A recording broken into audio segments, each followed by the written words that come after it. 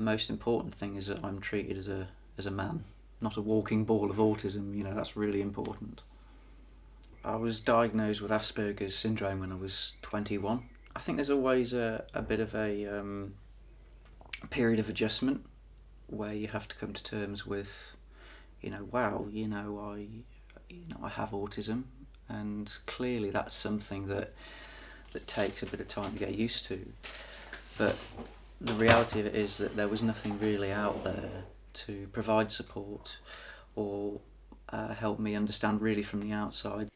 Since being diagnosed in 2005, Jonathan has seen firsthand the difficulties of being an adult with autism in Wales.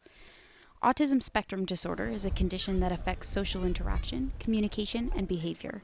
It's estimated that 1 in every 100 people in the UK has ASD. People with ASD can find it difficult to understand others, struggle to communicate how they feel, and fall into repetitive behavior to avoid unknown social situations. It can also mean extremely high levels of stress and anxiety. I think the most important point is it differs with the individual. Every individual is different. So if you've met one person with autism, this is a saying, if you've met one person with autism, you have only met one person with autism. Despite this diversity, many adults with autism face similar challenges, such as finding employment. Because a lot of people with Asperger's in particular are really keen to get a job, especially those in university. They're the best in their class, so to speak, in the educational setting. But if you look at the educational setting, it's very structured, it's very predictable, and moving out into the real world to get a job is like a whole new set of learning altogether. A 2011 study done by NIS Cymru found that only 7% of adults with autism in Wales are in full-time employment.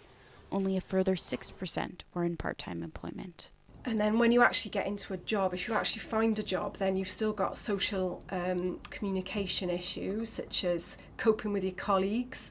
It's a huge one. And then coping with the sort of politics of the office, coping with your time management. NIS Cymru also found that only 13% of adults with ASD were getting access to employment support. They said this is a missed opportunity for the Welsh economy. The fundamental problem is that people, there's a lot of businesses out there. They don't understand, they don't see the benefits of employing a person on the autism spectrum, to which there are plenty of benefits: punctuality, being methodical, to name just a couple. And I think there's almost this fear of, if we employ somebody with autism, what impact it's going to have on the rest of the workforce. I think the reality is it could actually have quite a positive impact.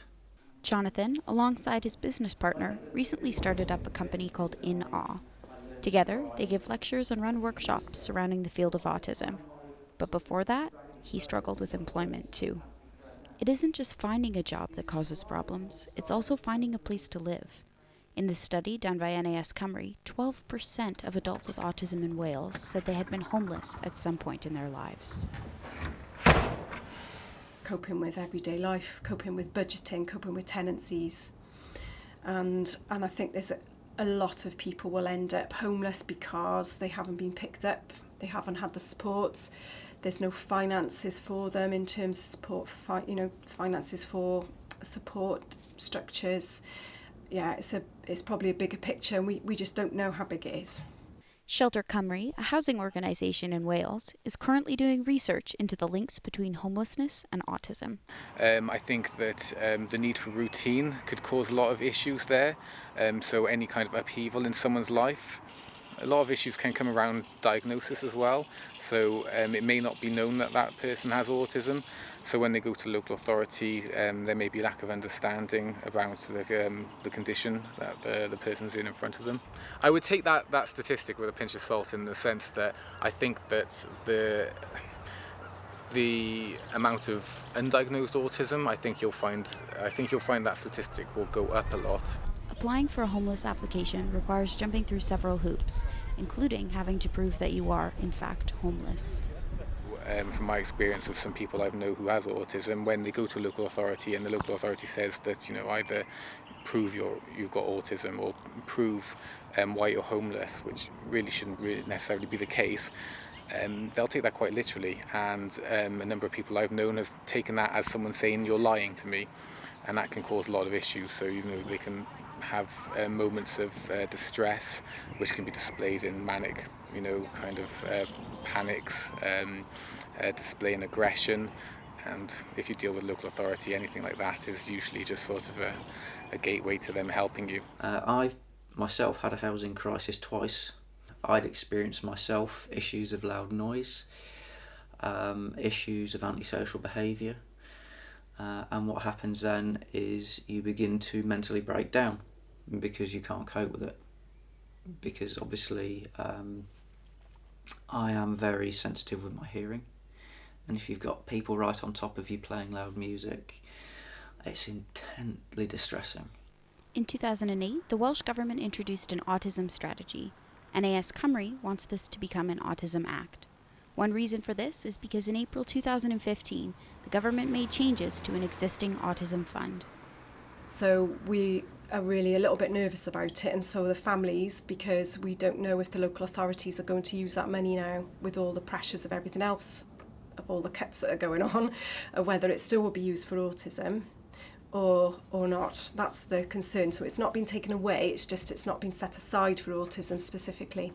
That's why we want the Act, because that will ensure that money will be used again for people with autism. The Welsh Government said last January that the strategy and its achievements were not first rate. But Jonathan will tell you the government simply isn't doing enough. Too many people with autism are being allowed to just fall under the radar.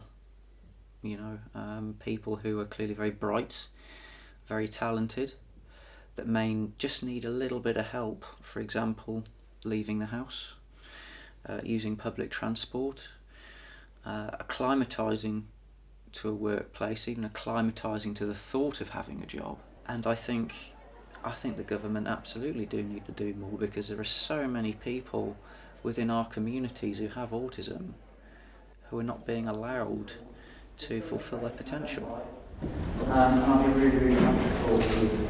Thank you very much.